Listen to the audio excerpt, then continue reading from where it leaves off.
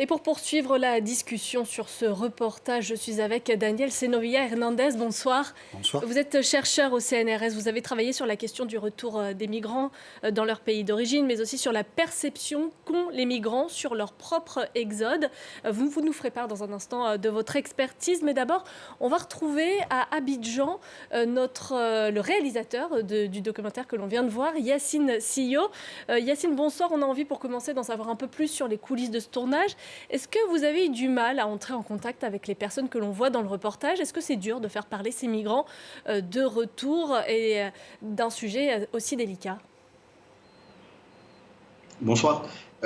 Alors non, on n'a pas eu trop de mal à entrer en contact avec ces personnes.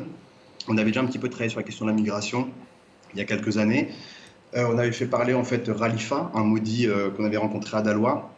Et quand on a eu du coup l'idée de faire ce film au mois de septembre, on a réactivé un petit peu nos réseaux ici au sein des associations et des ONG qui travaillent en fait avec les migrants de retour pour leur demander en fait de nous mettre en relation avec ces personnes-là.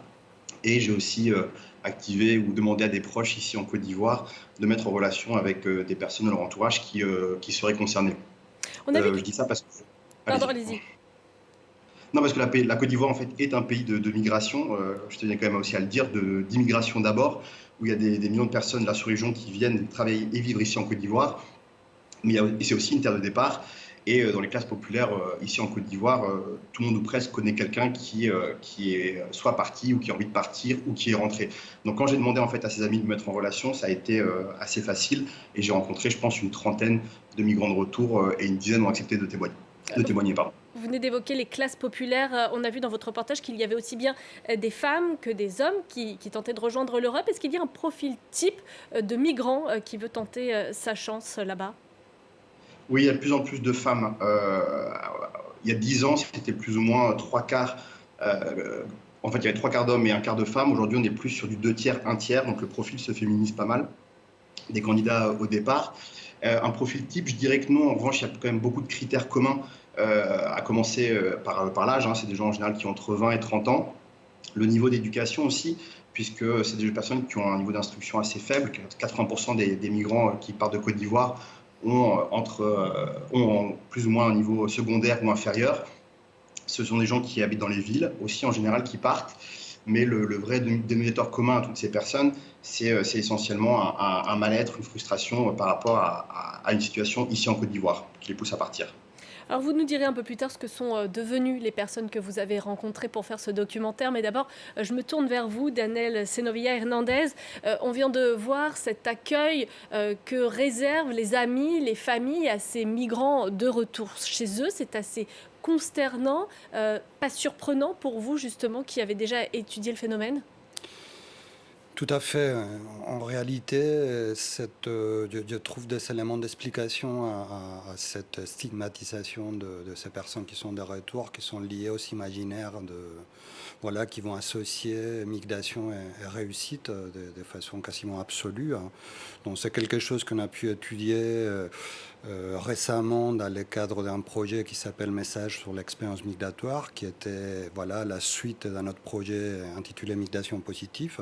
Et c'est lors de ces projets qu'on a interrogé les jeunes migrants qui sont en Europe, qui nous avaient dit des belles choses sur leur expérience migratoire, les choses qui se passaient bien pour eux en Europe, au moment de leur questionner sur les messages qu'ils voulaient passer à leurs camarades qui étaient restés au pays. À notre surprise, ils ont développé un message quasi clairement et quasi de façon unanime dissuasif sur la migration, ce qui était très contradictoire avec l'image de réussite qu'ils s'envoient par les réseaux sociaux. Donc finalement, il y a cet imaginaire de la réussite de la migration qui est quasiment une espèce de contrainte entre sociétés d'origine et migrants. Il y a un sociologue, Abdelmalek Sayad, qui disait déjà en 1999 qu'il s'agit d'une sorte de mensonge collectif. Donc les migrants vont cacher sa souffrance, c'est que finalement va alimenter les départs. Et tout ça, c'est nourri de toute une série de ces images de réseaux sociaux que je viens d'évoquer, mais aussi de toute une série de comportements des migrants qui sont de retour, mais pas les retours qu'on a vus dans les reportages, de ceux qui sont de retour pour les vacances ou pour des visites familiales, ce qu'on appelle les benguistes, qui vont développer un comportement aussi imposé par ce qui est attendu par la société d'origine, mais d'extrêmes dépenses, répartir de l'argent entre tout le monde, etc., etc. Donc finalement, tout ça va alimenter cette situation qui expliquerait que ceux qui sont dans l'échec seraient pointés du doigt, stigmatisés par leur communauté, leur famille.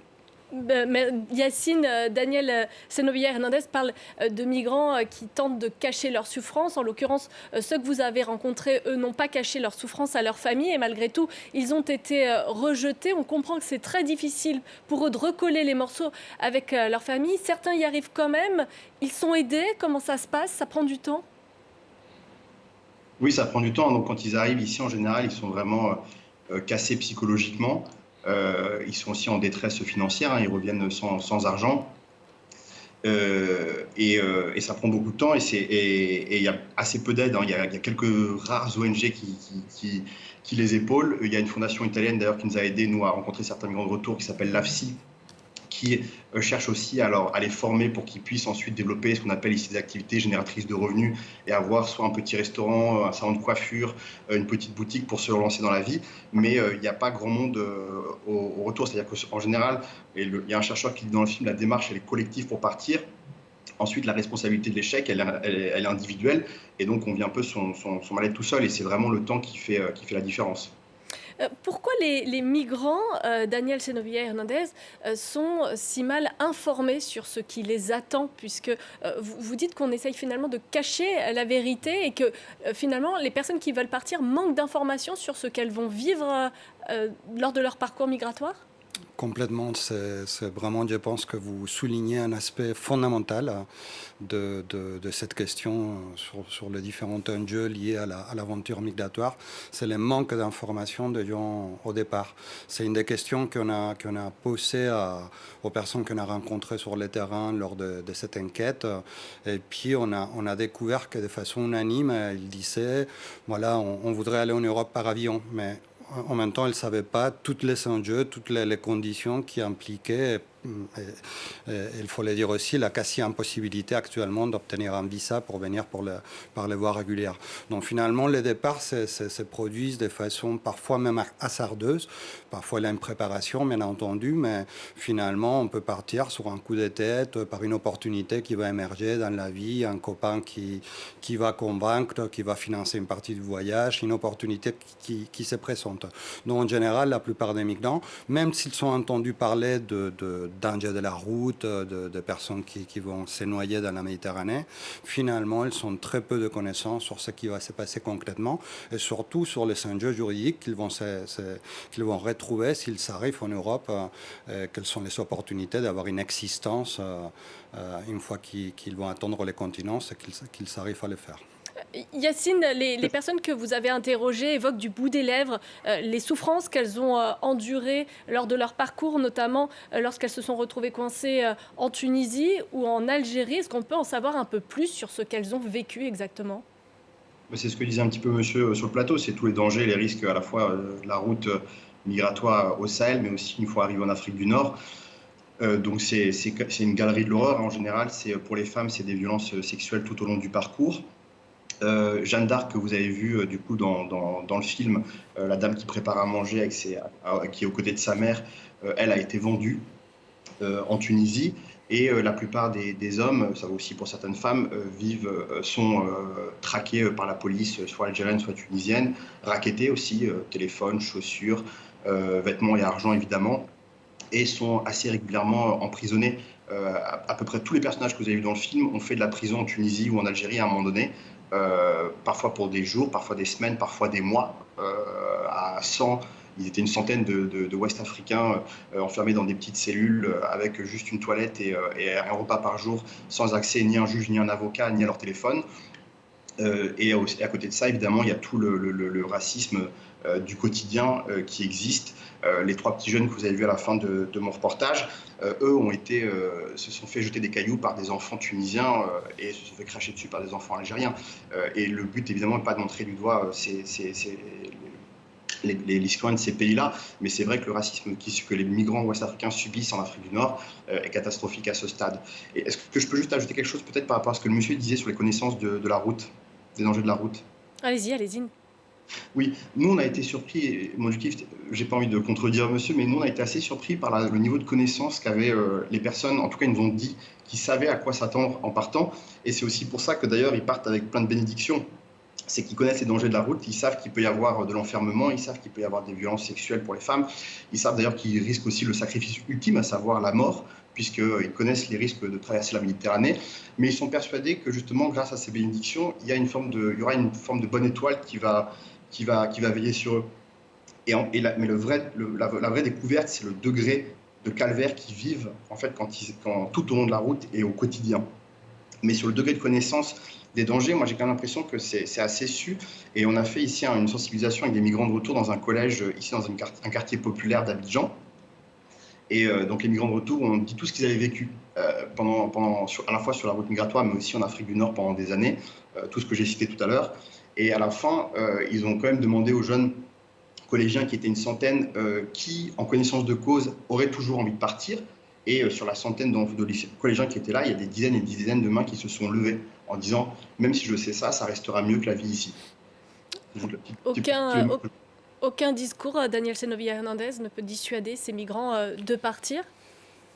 C'est en lien avec ce qu'on a évoqué tout à l'heure, finalement, dans les enquêtes que nous avons pu mener aussi auprès des collégiens à Abidjan, avec nos partenaires sur place, qui est une ONG similaire à ce qui est présenté dans les reportages, qui s'appelle Across the World. Voilà, il y a beaucoup d'enfants, en effet, beaucoup d'adolescents qui ont évoqué ces souhaits de partir et qu'on a demandé les raisons. Ils sont évoqués pour être la fierté de nos parents.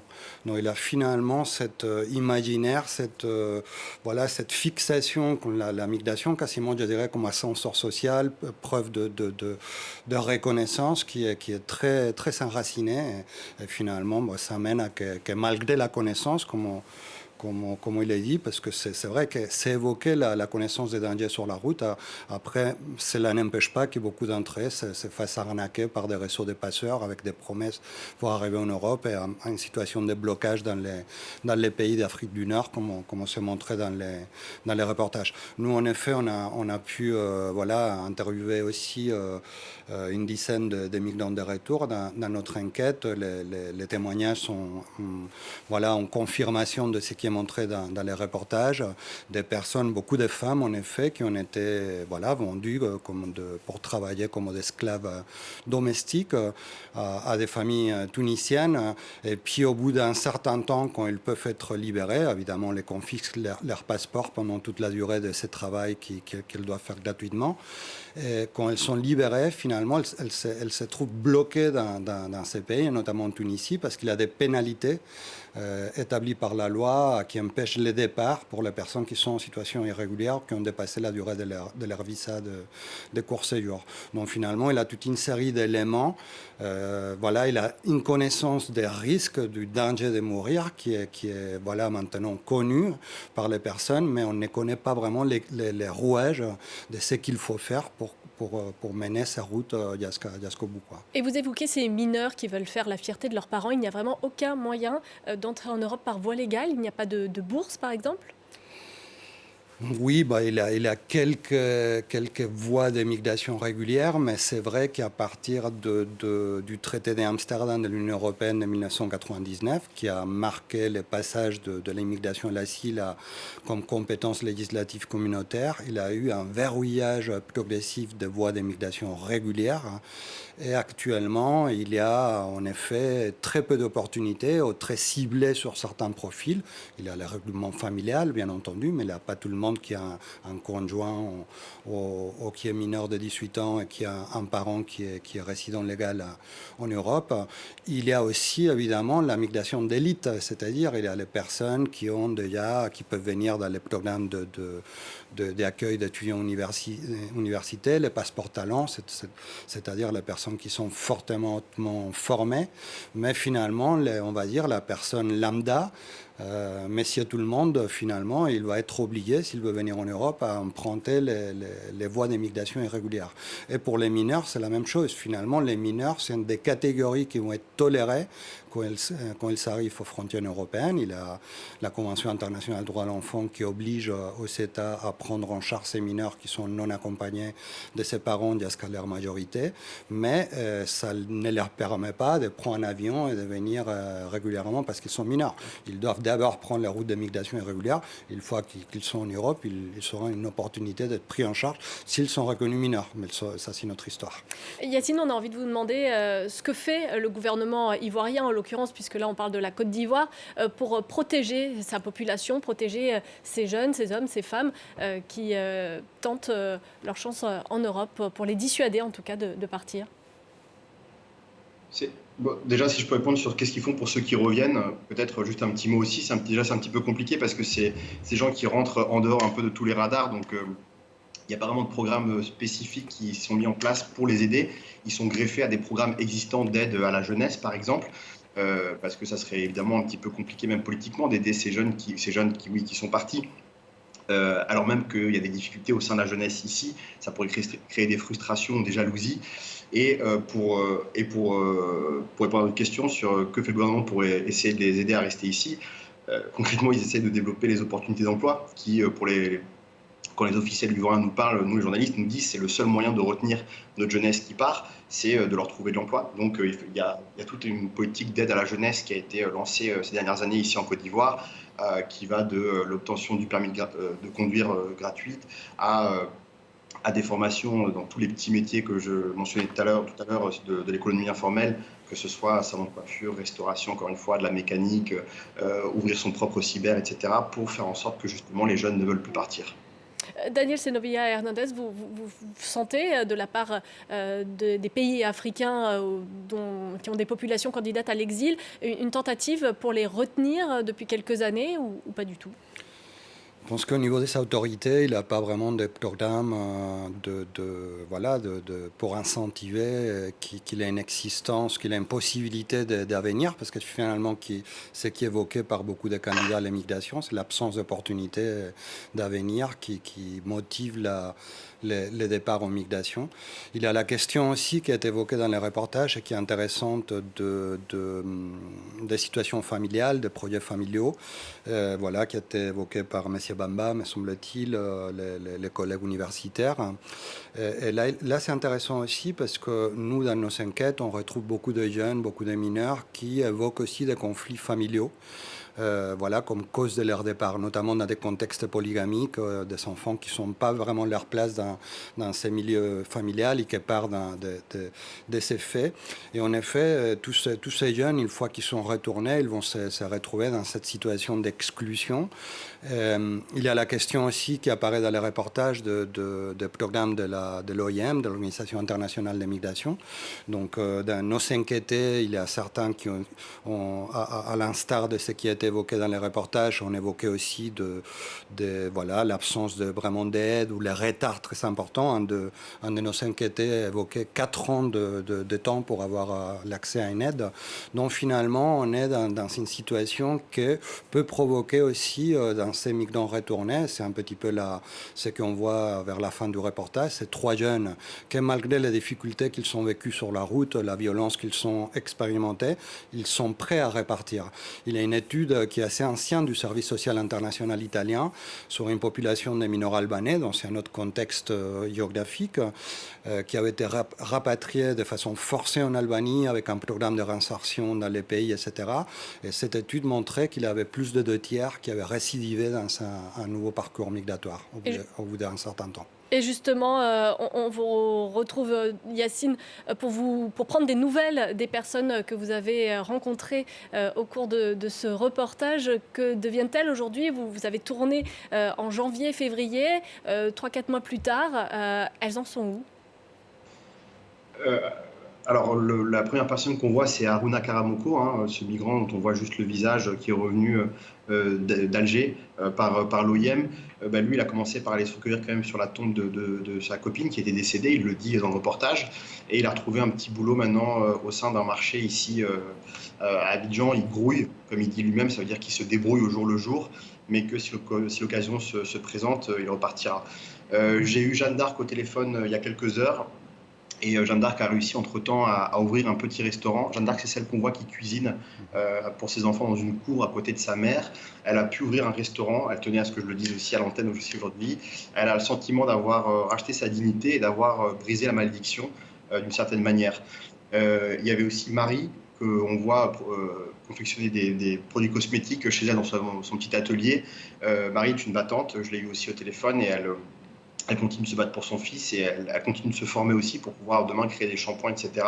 Et en tout cas, elle a envie, elle, comme Jeanne d'Arc, de rester ici en Côte d'Ivoire. Elle n'a pas prévu de partir, à l'inverse des trois du trio que j'ai eu tout récemment, encore aussi cet après-midi et hier au téléphone, qui, eux, sont en train de se préparer à un deuxième départ, à essayer de réunir à la fois les fonds et de, comme on le voit dans le reportage, de trouver la meilleure route avec le meilleur passage en contactant les copains qui sont déjà là-bas pour pouvoir repartir dès que les fonds seront réunis. Yacine